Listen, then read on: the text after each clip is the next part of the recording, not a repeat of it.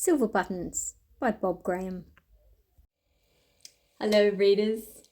Are you ever in your house, playing a game, talking to your family, patting your dog, and you think, I wonder what my friends are doing. I wonder what people in my street are doing. I wonder what people in my city are doing.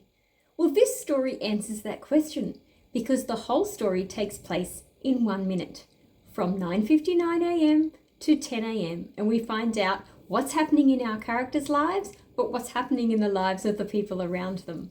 At 9:59 on Thursday morning, Jodie drew a duck. Top hat, cane, and boots of the softest leather. On the boots, she put silver buttons. 1, 2. Her pen hovered in the air for the final button. I like the dedication in this book. To Rosie, who drew me the duck. Jodie's brother Jonathan pushed slowly to his feet. I love being able to look around the home and see all the toys and decorations. Is it like your home?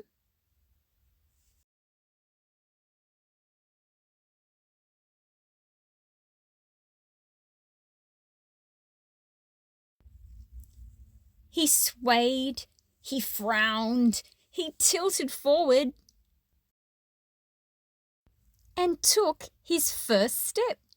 He took that step like he was going somewhere. At that moment, Jonathan's mum played Merrily Kiss the Quaker's Wife on her tin whistle. Mum loved the picture of the wild hare on her calendar so much she hadn't changed it in 3 years. You can see here how the illustrator is giving us another view or another perspective on Rosie and her brother. Outside, a pigeon nested under the roof. As Jonathan took his first step, a feather floated gently past the window like an autumn leaf. Next door, Alice posted sticks and stones through the front gate. And an early morning jogger puffed on by. Out in the street, Joseph Pascano avoided the cracks in the path so the sharks wouldn't get him. An ambulance shrieked past Jodie's house.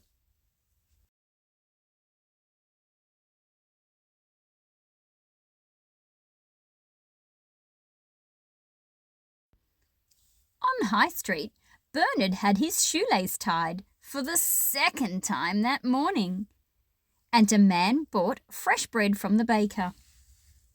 1 street away, a soldier said goodbye to his mum.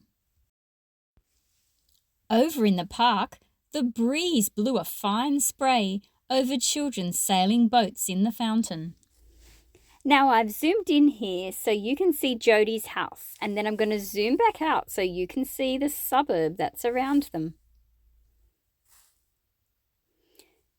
On the left-hand side, we can see the park where the children are sailing boats in the fountain.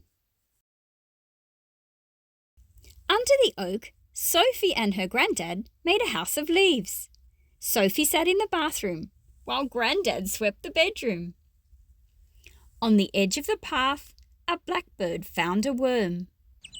And an old lady carried everything she had in 2 paper bags. Remember, all of this stuff is happening at exactly the same time.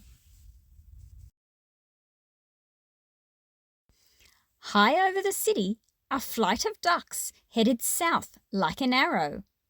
In Mercy Hospital, a baby was born. Over on City Beach, Belle and Vashti popped seaweed. On the shoreline, Paddy dried off while Jock scratched his back in the sand. Sunlight hit the windows of the city and phones rang in 1,000 offices and pockets. Far out over the bay, a tanker headed all the way to China.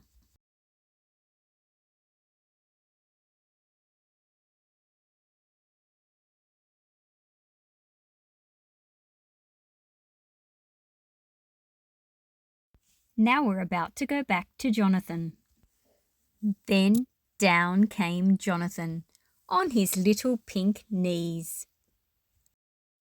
"Mummy," yelled Jodie, "Jonathan's just taken his first step." Jodie put the last silver button Sunlight on her duck's from all over boots. the city streamed through the window and the clock struck 10.